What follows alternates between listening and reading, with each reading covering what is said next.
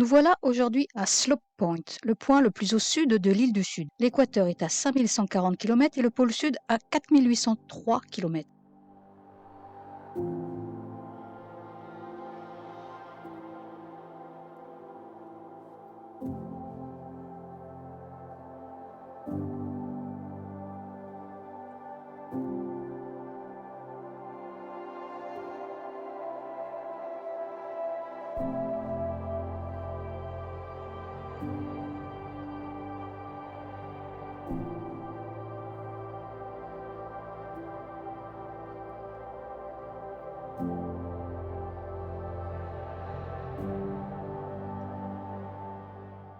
Après nous être arrêtés à Bluff, ville portuaire où l'on trouve des huîtres considérées comme délicieuses dans toute la nation néo-zélandaise, nous poursuivons notre route le long de l'océan. Nous nous arrêtons à Colac Bay pour le bivouac du soir. Et voilà, encore un petit endroit charmant. On va dormir là. Premier camion, deuxième camion.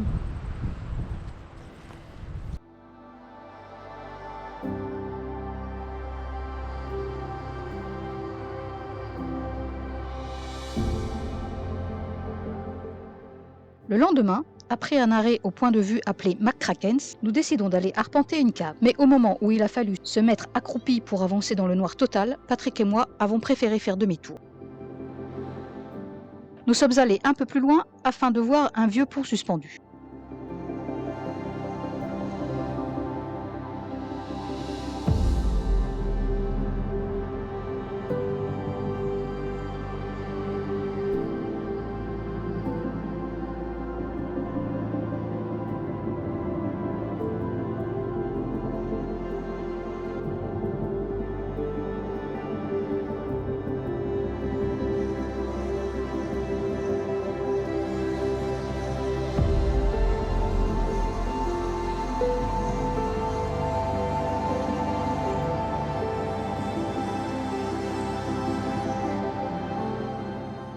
Plus loin, nous arrivons à Te Anau, situé au bord d'un lac qui porte le même nom. Son nom vient du maori Te Anao, qui signifie littéralement la grotte de l'eau tourbillonnante. Olivier et Gisela y ont travaillé sur un chantier. Et voilà leur travail. Toutes les façades, le toit et les Velux de cette maison, c'est eux. C'est un souhait du client et il est content.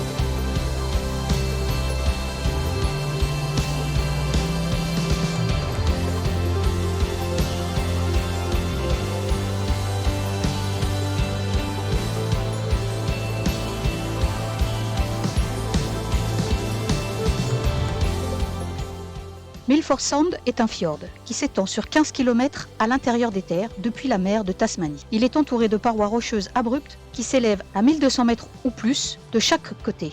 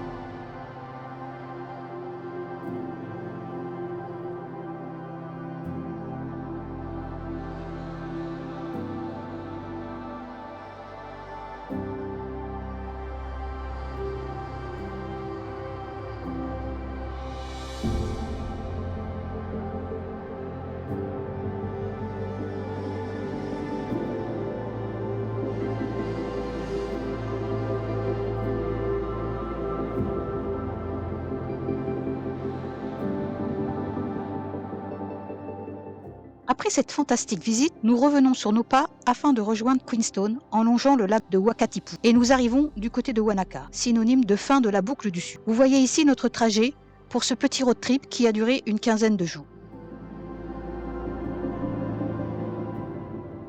Puis, c'est cette fois, seulement à 3, sans Gisela, que nous amorçons aujourd'hui notre grande boucle vers le nord.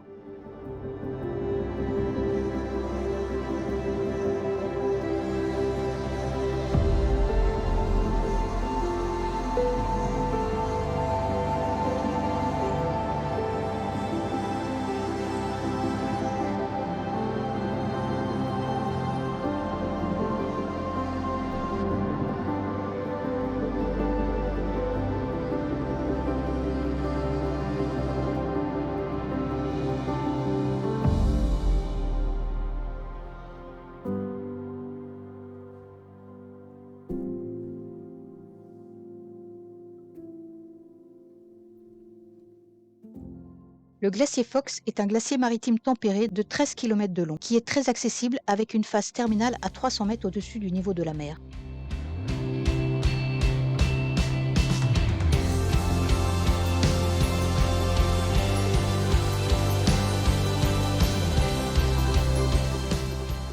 Après cette belle randonnée, nous allons à l'aire de pique-nique qui offre un beau point de vue sur le glacier Fox. Elle fait référence, dans la mythologie, à la création des Alpes du Sud et de l'île du Sud elle-même avec ce canoë sculpté.